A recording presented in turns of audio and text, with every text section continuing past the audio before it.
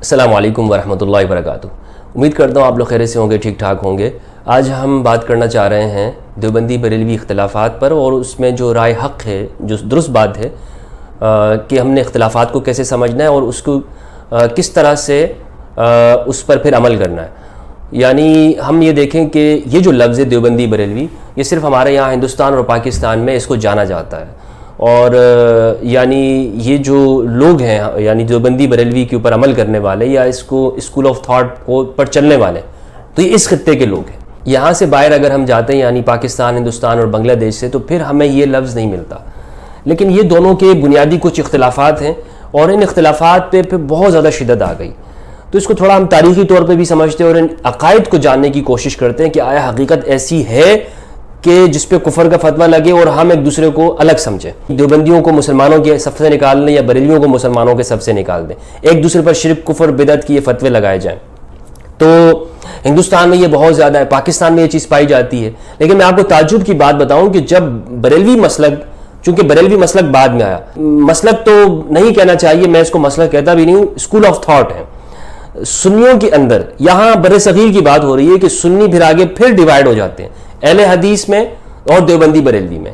عرب ملکوں میں یہ نہیں ہے، عرب ملکوں میں سنی دو ڈیوائیڈ ہے، یعنی یا تو سلفی ہے یا صوفی ہے، اور صوفی اس کو اگر ہم دوسرے معنوں میں کہیں تو یہی بریلوی کا لفظ پہ بولا جا سکتا ہے۔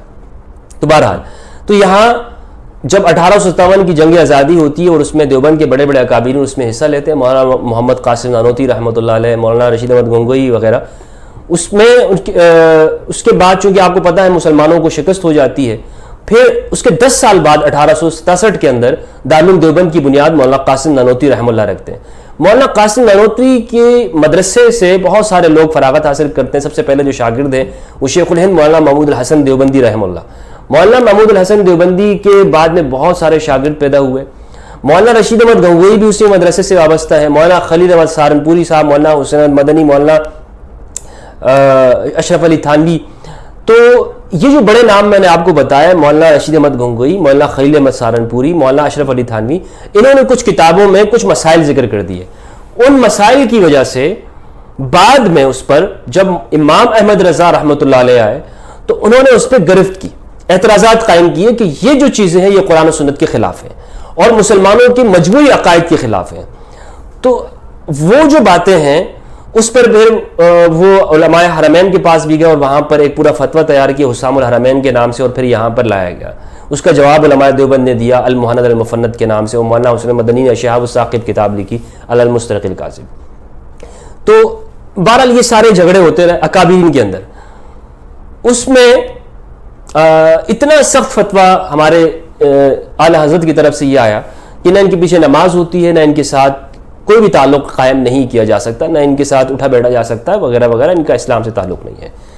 تو وہ ساری باتیں ان عبارات کے اوپر تھی، وہ چند عبارات ہیں جنہیں عبارات اکابر کہا جاتا ہے۔ اس پہ بھی بہت سارے پھر بعد میں مناظرے ہوتے رہے ہیں، اور بڑے ہی پاکستان کے مشہور عالم دین مولانا سرفراز صفدر صاحب جو سرگودا کے ہیں، کہ ہمارے استاد محترم شیخ القرآن اور شارح صحیح مسلم علامہ غلام رسول سعیدی رحمہ اللہ نور اللہ مرقدہ کے ساتھ بھی مناظرے ہوئے ہیں، وہ اسے اکابر کی عبارات کہا جاتا ہے۔ تو الغرض اب یہ چیزیں اگر آپ حقیقت میں وہ جا کے دیکھیں تو میرا تو جو موقف ہے وہ یہی ہے کہ جو اس زمانے تک جو چیزیں تھیں وہ ٹھیک ہے، اس کو ہم اس دور تک رکھتے ہیں۔ تو ان جو چیزوں کو سمجھنے میں جو میرا موقف ہے وہ یہ ہے کہ اگر ہم گہرائی کے ساتھ مطالعہ کریں اور ذرا توجہ دیں تو کوئی اختلاف ہے ہی نہیں۔ یعنی جن باتوں کو دیوبندی ایک شکل میں نہیں مان رہے ہوتے تو بریلوی جن شکل میں مان رہے ہوتے ہیں وہ بات ایک ہی ہو رہی ہوتی ہے۔ مثال کے طور پر علم غیب کا انکار کرنا رسول اللہ صلی اللہ علیہ وآلہ وسلم کی ذات کے لیے، کہ آپ کو علم غیب نہیں تھا، علم غیب صرف اللہ کے لیے۔ دیوبندی اب توحید کو ثابت کرنا چاہتے ہیں، اس کو مقدم رکھتے ہیں کہ بھئی کہیں توحید میں فرق نہ آ جائے، تو اس لیے وہ کہتے ہیں علم غیب اللہ کی ذات کے علاوہ کسی کو حاصل نہیں ہے۔ یعنی جو چیز آنکھ سے نظر نہ آئے، پوشیدہ ہو، آپ کے حواس میں سمجھی نہ جا سکتی ہو، تو اس کو وہ مانتے ہیں کہ غیر اللہ کو وہ حاصل نہیں ہو سکتی۔ لیکن ہمارے بریلوی حضرات وہ کہتے ہیں کہ نہیں، یہ چیز آپ صلی اللہ علیہ وآلہ وسلم کو بھی اللہ تبارک و تعالیٰ نے دیا۔ اب کیا یہ کس طرح سے مان رہے ہیں؟ ان سے اگر ہم پوچھتے ہیں، بریلوی حضرات سے پوچھا جائے کیا آپ یہ مانتے ہیں کہ یہ علم غیب خود حضور کو خود سے ہی حاصل، تو کہتے ہیں نہیں، بلکہ اللہ نے دیا ہے۔ تو اس اللہ کے دینے سے جو علم غیب ہے یہ تو دیوبندی بھی مان رہے ہوتے ہیں۔ مثلا بہت ساری چیزوں کا آپ صلی اللہ علیہ وسلم نے بدر میں جو کفار نے مرنا تھا تو آپ نے جگہ کی نشان لگا کے بتایا کہ یہاں پہ فلاں مرے گا، یہاں پہ فلاں.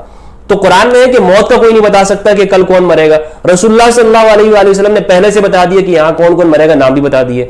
اب یہ جو علم ہے اس کو دیوبندی بھی مان رہے ہیں، بریلوی بھی مان رہے ہیں. دیوبندیوں سے پوچھا جائے کہ آپ غیب کیسے مان رہے ہو جبکہ آپ تو انکار کر رہے ہو علم غیب. وہ کہتے ہیں کہ بھائی اللہ نے دیا ہے. تو یہی بات تو بریلوی بھی کر رہے ہیں. تو اختلاف پہ کہاں پہ ہوا؟ اختلاف تو کوئی نہیں ہے. اختلاف اصل میں میرے بھائیوں اگر ہم دیکھیں گے تو کوئی اختلاف یہاں پہ بچتا ہی نہیں ہے. یعنی انصاف کی نظر سے ہم دیکھیں نا، میں نے اس کو مطالعہ کیا اور بہت کتابیں پڑھی، مناظرے کیے وغیرہ وغیرہ. زندگی اسی طرح گزاری جس طرح ہمارے دوسرے علماء گزار رہے ہیں. شروع زمانے میں یعنی میری تو کوئی عمر تو ہوئی نہیں ہے لیکن طالب علمی کے زمانے میں سے ہم یہی کرتے رہے، مناظرے، دیوبندی بریلوی، یہ سارے اختلافات. اب یہ سمجھ میں آیا کہ بھائی یہ تو ساری وہی چیزیں ہیں کہ جو دونوں ایک دوسرے کو مان رہے، انکار ہی نہیں کر رہے. نور و بشر، ہمارے بریلوی آزاد کہتے ہیں کہ آپ صلی اللہ علیہ وآلہ وسلم نور ہیں. دیوبندی کہتے ہیں بشر ہے، جو بشر کا انکار کرے گا وہ کفر ہے کیونکہ قرآن مجید میں آیا ہے. اس بشریت کا انکار بریلوی بھی نہیں کرتے، مانتے ہیں کہ حضرت آمنہ علیہ السلام سے اور حضرت عبداللہ علیہ السلام سے آپ صلی اللہ علیہ وآلہ وسلم پیدا ہوئے.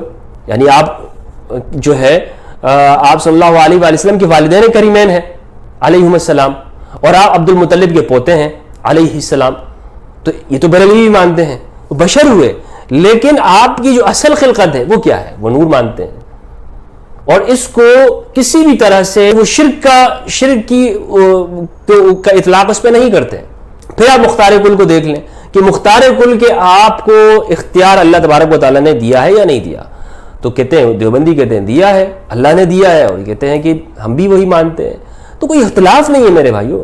تو پھر کس وجہ سے یہاں ہندوستان، پاکستان، بنگلہ دیش میں خطے کے اندر ہم ان مسائل کو آج بھی لے کے بیٹھے ہوئے اور ان پر لڑتے ہیں؟ تو میں نہیں سمجھتا ہوں کہ یہ وہ چیزیں ہیں. اگر پرانے دور کے اندر 20ویں صدی کے اندر اعلیٰ حضرت نے وہ باتیں ان اکابرین کی عبارت پہ کر دی تھی تو وہ عبارات کے اوپر موجود ہیں، اس کی بھی تشریح کی جا سکتی ہے، اس کی بھی وضاحتیں ہو گئی ہیں، اس پہ کے بھی انہوں نے جوابات دے دیے. لیکن اب جو ہمارے جو بندی بریلوی موجود ہیں اس زمانے میں، تو اگر آپ دونوں سے پوچھیں گے وہ انکار کر دیں گے کہ بھائی ہمارا یہ نقطہ نظر نہیں ہے، ہم اس اعتبار سے شرک کو نہیں مانتے، ہم اس اعتبار سے توحید کو مانتے، ہم اس اعتبار سے علم غیب کی نفی کرتے ہیں، ہم اس اعتبار سے علم غیب کا اثبات کرتے ہیں. یہ باتیں تو موجود ہیں. تو لہٰذا پھر کفر کے فتوے کیوں ہیں؟ پھر ہم کیوں کہیں گے کہ بھائی وہ دیوبندی کافر ہے یا بریلوی گستاخ ہے؟ تو یہ آج امت کو اگر ہم عام لوگوں تک یہ باتیں پہنچائیں اور ہر ایک شخص کے جو چاہے وہ دیوبندی مسلک سے یا بریلوی مسلک سے، وہ اپنے ممبروں کے اوپر واز کے اندر مساجد میں اس بات کی نشاندہی کر لے کہ بھائی ہمارے اکابرین کے زمانے میں جو اختلافات تھے وہ انہی کے دور تک تھے، اب وہ اختلافات آگے ٹرانسفر نہیں ہوں گے. اب تو ہم جن باتوں کو مان رہے ہیں یا جس طرح لے کے چل رہے ہیں ان پر ہی بات ہوگی کہ میں کس چیز کو مان رہا ہوں. امت کی وحدت اسی صورت میں ممکن ہے کہ ہم ایک پڑھے لکھے اور مہذبانہ انداز کے اندر ہمارے اکابرین دونوں طرف سے آپس میں بیٹھیں.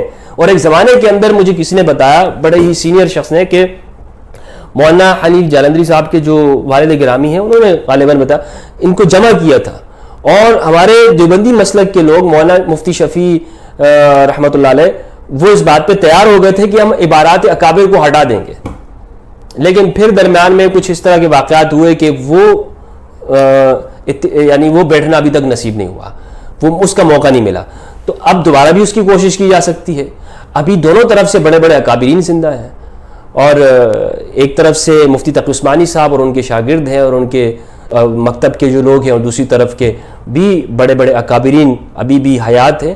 تو یہ کوششیں کر کے امت کا ایک متفقہ عقیدہ، جو جس طرح دیوبند نے اپنا عقیدہ جاری کیا، اس طرح اہل سنت کے نام سے ایک دیوبندی بریلوی متفقہ وہ جاری کیا جا سکتا ہے عقیدہ، جس سے میں یہ سمجھتا ہوں کہ بہت بہت حد تک ایک فرق پڑے گا اور امت کی وحدت کی طرف ہمارا سنجیدہ اقدام ہوگا. اور میں بہت شکر ادا کرتا ہوں اللہ تبارک و تعالیٰ کہ اس زمانے میں بھی پروردگار نے سنجیدہ علماء کو پیدا کیا اور ہمارے ہاں موجود ہے. جیسے ہمارے برادر عزیز بہت اچھے دوست ہیں ہمارے انڈیا سے، مفتی یاسر ندیم واجدی صاحب، میں ان کا بڑا شکر گزار ہوں کہ وہ ان مسائل کو بڑے ہی حکمت کے ساتھ لے کے چلتے ہیں. اور باوجود اس کے کہ ان کا مسلک الگ ہے، لیکن کافی حد تک ہم نے دیکھا ہے کہ وہ ان کی کوشش یہ ہوتی ہے کہ جو فرقہ وارانہ چیزیں ہیں اس طرف نہ آیا جائے اور امت کو ایک وحدت کی طرف ہی لے کے چلا جائے. ورنہ تو انڈیا میں کن کن باتوں پہ مناظرے ہو رہے ہیں. آئے دن ہمیں کیا خبریں آ رہی ہیں چھوٹی چھوٹی باتوں کے اوپر لے کے. مولانا اشرف علی تھانوی صاحب رحمہ اللہ کی بھارت پہ مناظرے ہو رہے ہیں, اعلیٰ حضرت کی کسی شعر کے اوپر مناظرے ہو رہے ہیں. تو جی یہ جو ہمارے آپس کے جو سلسلے ہیں دیوبندی بریلوی کے, یہ نہیں ہونے چاہیے. اہل تشیع کا تو مسئلہ الگ ہے, اس پہ تو میں کئی مرتبہ بات کر چکا ہوں, اس پہ بھی ہمیں توجہ دینی چاہیے. لیکن یہ جو بات ہے یہ تو ہم دونوں حنفی ہیں. یعنی آپ دیکھیں کہ دیوبندی بریلوی فروع کے اندر پوری جو فقہ ہے وہ امام اعظم ابو حنیفہ کی, اس میں کوئی اختلاف نہیں. نماز جس طرح سے بریلوی پڑھے گا اسی طرح سے دیوبندی اس کو مانتا ہے. جس امام کو وہ مانتے ہیں, امام بھی دونوں کے ایک ہیں. فرق کیا ہے؟ حدیثوں کو بھی ایک ہے. کوئی ایک حدیث ایسی نہیں ہے, کوئی ایک حدیث ایسی کہ جس کو بریلوی مانتا ہو دیوبندی نہیں مانے گا. کوئی ایک ایسے امام نہیں ہے کہ جس کو دیوبندی مانتے ہوں کہ بریلوی نہیں مانیں گے. پوری چین وہ ایک ہی ہے, امام ابو حنیفہ کے زمانے تک رحمہ اللہ. اور بلکہ آخر کے دور تک آپ دیکھیں تو شاہ ولی اللہ رحمہ اللہ دونوں کی اسناد بھی وہاں جاتی ہے. بریلویوں کا بھی سلسلہ حدیث شاہ ولی اللہ رحمہ اللہ تک جاتا ہے اور دیوبندیوں کا بھی شاہ ولی اللہ تک جاتا ہے. تو پھر اختلاف کہاں بچا ہے؟ استاد بھی ہیں ایک ہیں, امام بھی ایک ہیں, کتابیں بھی ایک ہیں, فقہ بھی ایک ہے, فروع کے مسائل بھی ایک ہیں. دونوں ماتوریدیہ ہیں, دونوں اہل سنت ہیں, دونوں حنفی ہیں, دونوں نماز اسی طرح پڑھتے ہیں. تو جو چند باتیں ہیں جس کی وجہ سے 20ویں صدی میں آ کے ایک دراڑ پڑ گئی, اور میں اسے فتنوں کا زمانہ کہتا ہوں, چونکہ ہم غلام تھے اور اس وقت انگریز سامراج موجود تھا, اور اس زمانے میں بہت سارے اختلافات ہوئے, اور فتنوں کا دور کبھی بھی آئیڈیل نہیں ہوتا. یعنی وہ ہمارے لیے آئیڈیل زمانہ نہیں ہے. جو غلامی کا دور ہے اس میں تو بڑے فتنے پیدا ہو رہے ہیں نا, یعنی آزمائشیں ہو رہی ہیں, طرح طرح کی نئی نئی چیزیں آ رہی ہیں, تو ہمارے لیے آئیڈیل کیسے ہو سکتا ہے؟ یعنی فتنوں کا زمانہ تو ہمارے لیے آئیڈیل نہیں ہے, تو کسی بھی صورت میں نہیں ہو سکتا. تو اس چیز کو ہم نے سمجھنا ہے, اور یہ اختلافات انشاءاللہ میں کہتا ہوں کہ اگر اس میں ذرا تھوڑی سی کوشش ہو جائے, تھوڑی سی بھی, تو یہ خود بخود جلد حل ہو جائیں گے. پھر ہم یہ نہیں کہہ سکیں گے کہ جی دیوبندی فرقہ حق ہے یا بریلوی فرقہ حق ہے. اس کو یہ بھی یوں بھی سمجھ لیں کہ فرقہ اول تو یہ ہے نہیں, یہ دونوں فرقے نہیں ہیں, یہ دونوں اسکول آف تھاٹ ہیں.